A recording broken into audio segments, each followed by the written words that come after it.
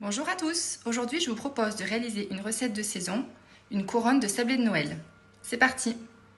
Pour cela il vous faut 400 g de farine, 50 g de poudre d'amande, 200 g de beurre, 100 g de sucre, un œuf, 2 sachets de sucre vanillé, une cuillère à café de cannelle, du sucre glace et des emporte-pièces étoiles. Alors moi je vais réaliser le mélange dans un robot, mais vous pouvez également le faire à la main. Donc on met dans le robot les 400 g de farine, l'œuf, 100 g de sucre, on va mettre la poudre d'amande, on va mettre ensuite le beurre un peu ramolli et la cuillère à café de cannelle. Sans oublier bien sûr les 2 sachets de sucre vanillé. Et voilà, on mélange tout ça. Voilà, une fois la pâte sortie du robot, je l'ai un petit peu travaillée pour obtenir une pâte bien homogène que j'ai mis en boule.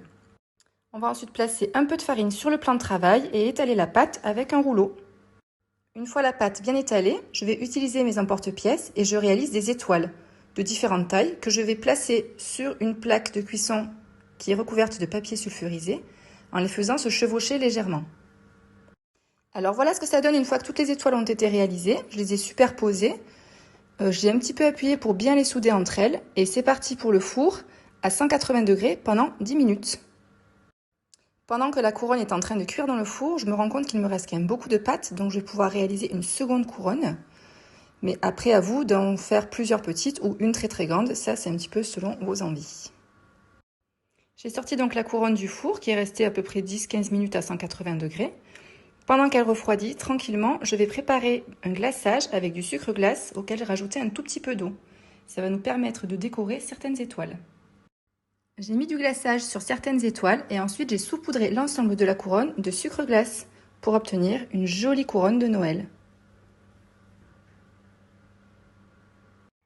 Voilà, c'est la fin de notre recette. J'espère vraiment que ça vous a plu. Toutes les infos de la recette sont disponibles sur le site tvsudmagazine.fr. N'hésitez pas à partager cette recette avec vos amis et je vous souhaite à tous de très très bonnes fêtes.